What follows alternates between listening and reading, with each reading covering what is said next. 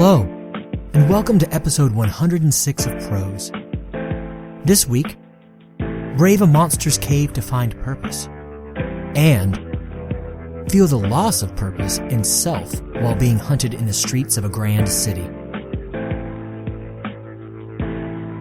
Rather than toss my usual information out at the top of the show this week, I'll simply say the preemptive thank you to Miss Claire Parker for being both a guest narrator and guest author simultaneously. And I'll ask that all of you out there in the wider world continue to take care of one another and maybe consider telling someone about our journeys together. Maybe they'd like to join. This episode features a duo of fantasy stories. That's always fun for a would-be listener to get in on amid lockdown and quarantines. Thanks for listening. Let's get to the tales, shall we? This week, we have You Can't Fear What You Don't Know by Claire Parker and The Blood Circle. Enjoy.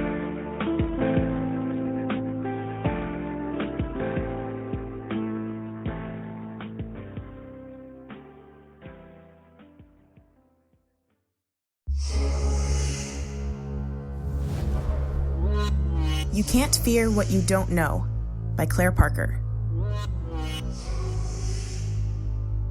Thalia had never been trained as a warrior. She had never really touched a sword before she was chosen by the king. The greatest trainer in the city was called in, but even he found her to be a lost cause. How could he train a blind girl to fight? He stormed out within the first hour, all but cursing the king and his decisions under his breath. Thalia could hear him until he turned the corner, but said nothing. She didn't need that kind of negativity in what was left of her life. She trained herself as best she could, but it was slow going. First, the dummies and obstacles had to be set up around the arena. Then weapons needed to be affixed about her person. They got in the way of moving dummies, so this had to be done afterwards. The next step was the fun part. Thalia would spin in a circle 4, 5, sometimes 6 times until she lost sense of direction. When her head cleared, she would stumble around the arena trying to feel or sense the dummies around her before running into their extremely dulled swords that were affixed sticking out at vaguely waist height. She wasn't sure that these exercises were doing any good, but they kept her busy enough to distract her mind. On the day she was shipped off on her mission, the city threw a parade. It was lackluster, even by Thalia's standards. She could hear how sparse the crowd was. The town seemed to be in agreement with her brief trainer. Perhaps he had spread the word about to the other citizens that their new champion was blind. Thalia spent most of the parade trying to listen to the corridor of whispers on either side of her chariot. She'll never make it back. Her poor parents. Soldiers have failed this mission. What could she do? At the edge of the city, the parade party turned back to head home. None of them said as much as a goodbye. Thalia was placed on the back of a donkey and led by a servant down the road. Several times she tried to start an argument with her guide, and several times she failed. After dinner on the first evening, the guide came up as noisily as possible and gently grabbed Thalia's hand. "What are you—" Before she finished the sentence, the guide had put her hand in his mouth. It was unexpected, not to mention rude, and Thalia reflexively gagged just a bit. She tried to pull her hand out, but he held it firmly in place. It took longer than was comfortable for her to realize what was going on. His tongue was missing, cut out, leaving a jagged edge of poorly healed flesh at the back of his jaw. They've sent the broken ones together, like so much trash. She felt him nod, then he let her hand fall from his mouth. For the rest of their 3-day journey, Thalia talked often, but never asked another question that needed a verbal response. On the 3rd day, the donkey stopped while Thalia could still feel the sun upon her face. Her guide helped her to the ground and carefully secured her armor, sword, and shield. He then led her a few feet up the winding path before stopping. They stood there together, silent, hand in hand for what felt like an eternity. Suddenly his arms were around her in a quick, suffocating hug, and then he was gone, She stood there listening until she couldn't hear the donkey's hooves clipping on the pathway anymore. She had not been given much information about her mission before heading out, though she suspected there wasn't much to give. None of the other champions who had set forth on this adventure managed to make it back. If her guide had done his job correctly, she would be at the mouth of a cave. Inside lurked a terrible evil that, the king hoped, she was uniquely equipped to defeat. Her mission was to kill it and bring back its head. It was clear from the outset that they had no hope of her success because there had been no plan to help her find her way back if she did succeed. Still, something had to be done, and she was there, the city's champion. Thalia drew her sword clumsily, making what she was sure was an unnecessary amount of noise in the process. An auspicious start, to be sure. Slowly, step by step, she made her way into the cave. The path was worn into the stone ground, so Thalia had a pretty clear sense of where the edges were as long as she dragged her feet a little bit with each step. She had barely traveled 10 feet in before she ran into something large and solid. She gasped before she could catch herself. Covering her mouth, she held still and listened. Something was moving, slowly and deliberately, far away in the cave. It was unclear whether this movement was due to her or simply the creature going about its daily business. When it became clear the sounds were not approaching, Thalia let herself relax a bit. Curious, she raised her empty hand and touched the object that had so rudely blocked her way.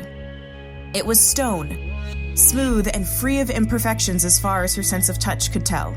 There were ridges and grooves that she couldn't make sense of all up its surface, straight up to the top which ended about half a head above her height. Making her way around, she felt what seemed to be a branch sticking out at about chest height. It led towards the cave and came to a surprisingly sharp point. Determined to solve this mystery, Thalia began to feel her way around the top of the object on the opposite side, before stopping cold. The rest of these features might not have made sense to her out of context, but that was definitely a nose. She ran her hand over the spot again. Yes, it most certainly was a nose. All the other textures of the object began to fall into place, and Thalia took several hurried steps backwards, panting. This was a man, or had been a man, but he was now made of stone. The smoothness of the stone itself made it impossible for this to be a man-made sculpture. Feeling nauseous, she put her hand out to steady herself on something and felt, to her horror, another object of the same stone. She felt around to be sure. This was another man, though his body was facing the other way, running toward the exit. Only his head was fixed, facing deeper into the cave. In a morbid recreation of her training ritual, Thalia stumbled around the cave, finding layers of men statues as she journeyed further inside. No wonder none of the other champions had come home. She had been so wrapped up in her discoveries that she had forgotten about the creature until it was right next to her. She had been busy examining the facial expressions of a man who had become a statue at an odd angle, as if he had been caught in the middle of falling over. Then there was a noise on her right. It was a footstep, and it sounded surprisingly human. Have you come to kill me? The voice was deep and smooth. It reminded Thalia of the stones that these men had been turned into. But more surprisingly, it belonged to a woman.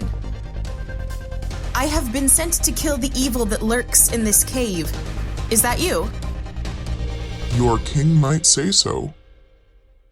Why might he say that? Thalia was surprised at her own bravery and wit. She had not expected to be able to keep her composure together when addressing a mortal enemy.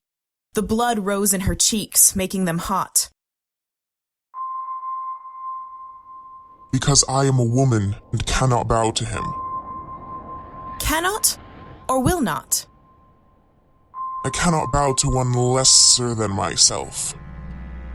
She said the word lesser in a way that sent shivers down Thalia's spine. There was an inhuman hiss. Lesser in what way? I have power that he does not. It frightens him. It frightens most men. They call me a monster. You don't sound like a monster. Without really thinking about it, Thalia reached out her hand and touched the monster's face. It was a woman's, with the shapes and features of a human. She slid her hands down and felt a normal human neck and pair of shoulders. You don't feel like a monster. She could feel the woman waving her hands in front of Thalia's dead eyes, but ignored it. It was not the first time that rudeness had happened to her. The lack of response seemed to give the woman pause. Shall I show you, little champion? Will it kill me? It already would if it could. The woman grabbed Thalia's wrist and slowly led her shaking hand up to her hairline. Thalia gasped, but did not pull away. Instead of hair, the woman's head was covered in living, writhing snakes. Every thought besides wonder left Thalia's brain as she felt a snake rest itself lazily on her arm. When a thought finally came back to her, she immediately said it out loud. This must be hell to style. There was a long pause, and Thalia's blood ran cold. She was about to be turned into stone, she was sure of that. And then the woman laughed a laugh that started high and cold before descending into a warm, hearty belly laugh. Thalia began laughing too. It has been a long time since I met someone who wasn't afraid to look at me. I'm not afraid, but that doesn't mean I'm looking at you. I mean... It's been a long time since I could look anybody in the face. The snake woman put her hand on Thalia's cheek. You have a nice face, little champion. Thalia dropped her sword. I'm not a champion, really. I'm just a blind girl from a city who's been thrown out on a suicide mission with no family, no friends, and no way of getting back if I succeed. She felt the tears coming and pulled her face away, looking at the ground in hopes of hiding her weakness.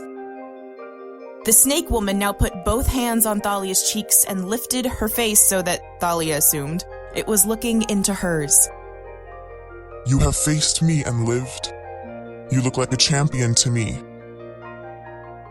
Her hands were soft and warm as she brushed Thalia's tears away with her thumbs.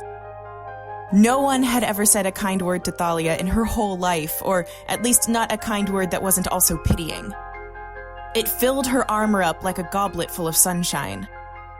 On impulse, Thalia leaned in and kissed the snake woman, mostly on the lips. Aiming is hard when you can't see. After a moment, Medusa kissed her back. Everyone assumed that Thalia the Blind was another victim of the Gorgon's curse, doomed to spend eternity frozen in stone in that evil cave, and they never talked about her again.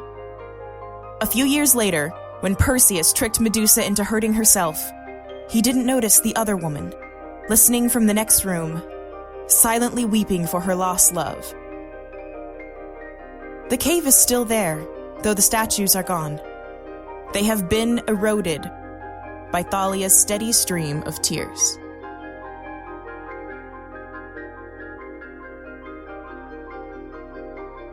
Thank you for listening to You Can't Fear What You Don't Know by Claire Parker.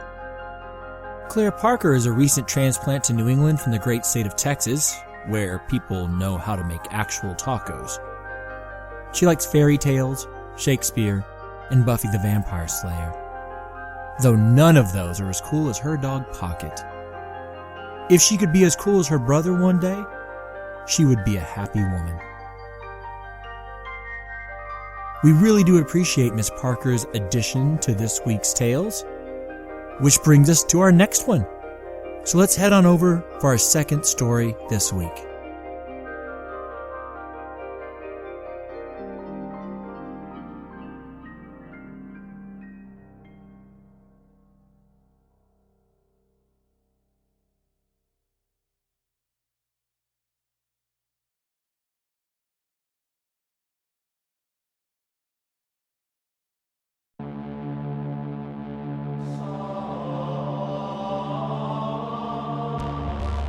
The Blood Circle, an original short story by Jared I. McGee. Original concept by Justin L. McGee.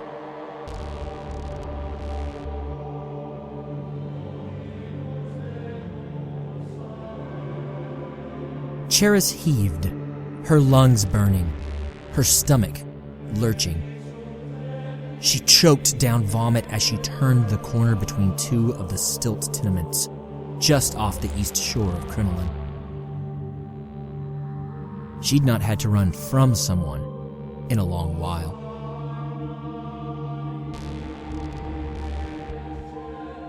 Staying 7 feet away from pursuers always sounded easy until it was time to run again. And how long had she been running now? At least the course of 4 rebirths of Sela. But not for Hindred to make a full survey of the kingdoms. That much she knew. The seasons hadn't changed enough for that. Then again, Charis had been so focused on staying free that the winds of winter could have come and gone 100 times, and she might not have noticed. She peeked around the corner. There they were. 5 of them. All in the plain, nondescript Zhongshan Greys. She smirked at their uniforms that weren't uniforms. Something so simplistic as a loose-fitting combination of an outdated pocketed tunic and trousers had been originally employed by the Camarilla to make their would-be elite warriors blend in. But their brutality and oppressive measures had made the indistinctive quite distinct, and those Greys now made those damnable sorcerers stick out like the most brazen camp follower bedecked in reds and oranges on a harvest moon.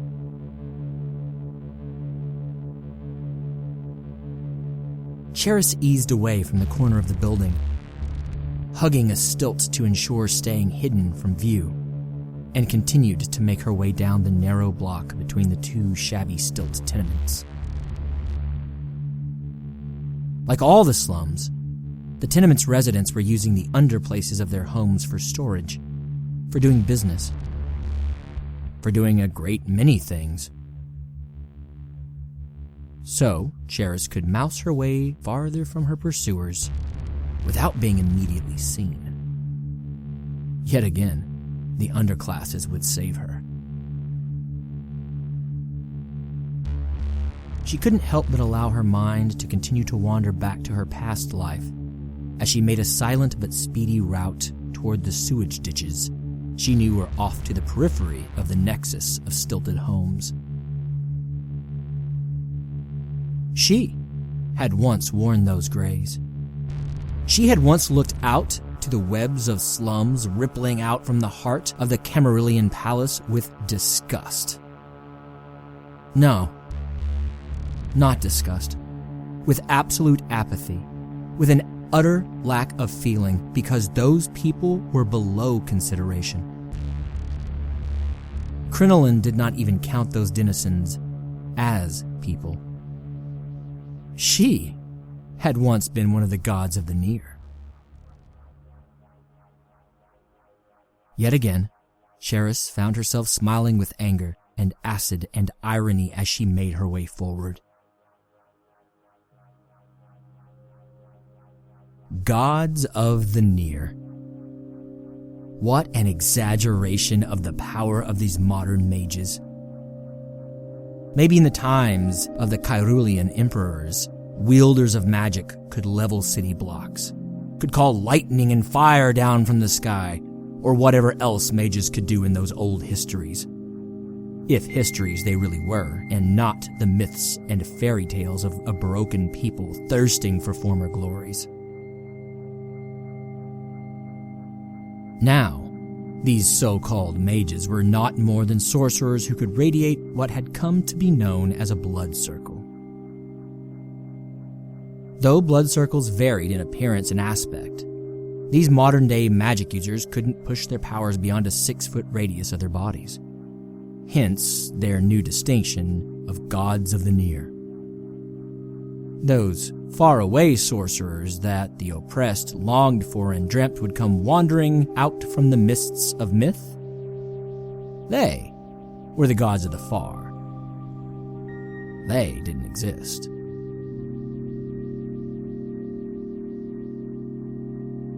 She liked that the blood circles were still a matter of debate in the jade towers of the palace where the most knowledgeable of the new god's elders studied.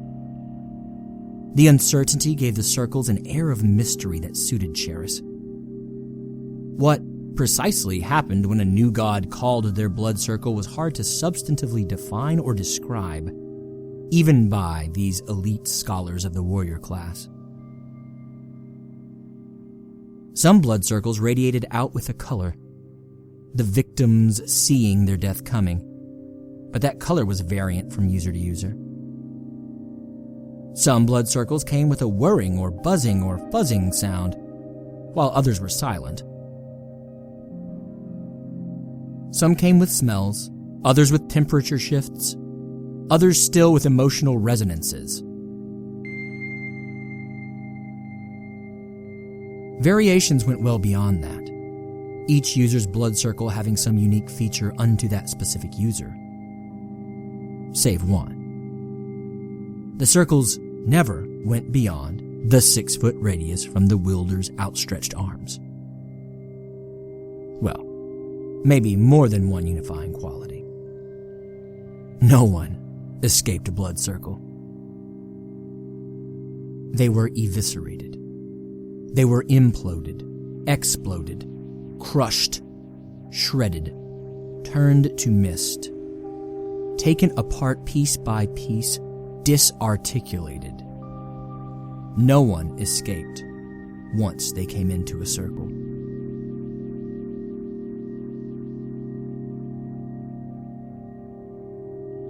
When Charis first began to cultivate her circle in her training, she could barely extend a hand's breadth. But training and studies had helped her gather her powers to the full 6 feet that was expected of a new god.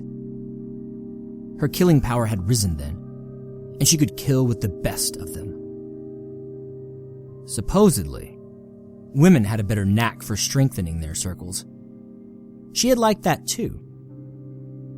In the days before the Camarillion rebalancing, women were lesser and weaker in the eyes of the state, the gods, the people.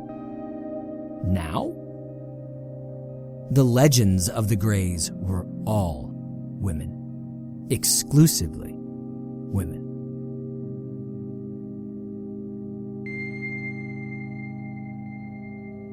That all seemed so distant and trivial now, save that it reinvigorated her need to get away before being subjected to a battle. Charis took another moment as she hit the 4th block in her crouching sprint, peering back to see if those 5 gods were getting closer, and if there were any she knew. There they were. Yep. Kinran, Stefania, Joss. Those smaller 2 with less muck on their grays must be pretty damn new.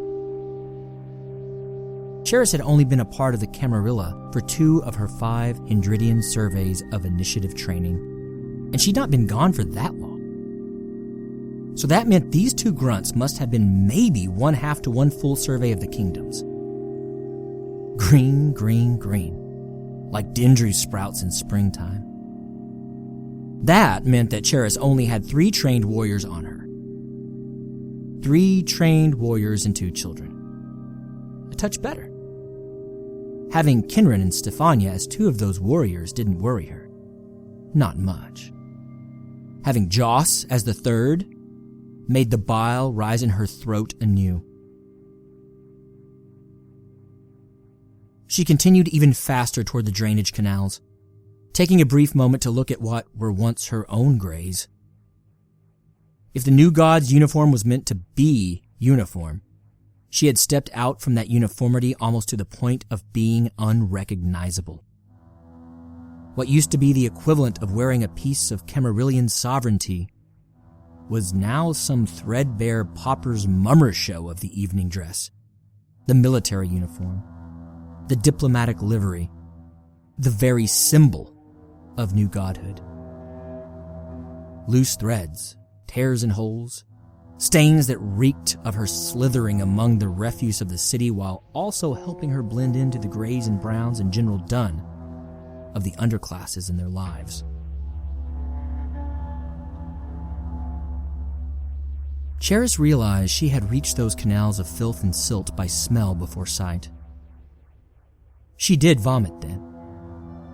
But, like a good warrior trainling, she kept the ejecta in her mouth, swallowing it back down to deny her pursuers the telltale sign of their prey. There in the easy-moving channels of the slums, she could see the excrement and the viscera of animals and every type of filth that came from when masses gathered together. One last time, she snorted laughter. In spite of needing to retch again. Grays, godhood, palaces, being feared, to sewage swimming beneath the now heavily lidded eyes of Hindred himself. Of course, it would be in full witness of Hindred. Sella was less judgmental toward her daughters. No matter. It was now or never. Those 5 would be closing in faster than Cheris could get away if she hesitated much longer. She looked down at her Zhongshan Greys once more. Any semblance of what they once were would be washed away in the ordure and offal she would swim to freedom in. Somewhere down this canal was an exit from the slums and into open water. If she could make her way to the coastline, she stood a chance at escaping for good. A humming. She heard. No, Cheris felt a humming so low in pitch that it was more vibration in the bones than a sound. That would be Joss. Her bones were rattling. Joss had to be all of 5 feet away from her at this point.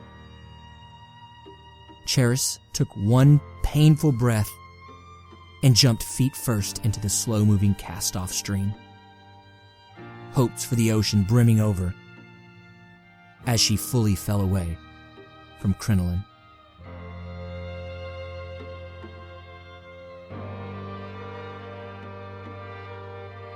Thank you for listening to The Blood Circle, an original short story by me, Jared I. McGee.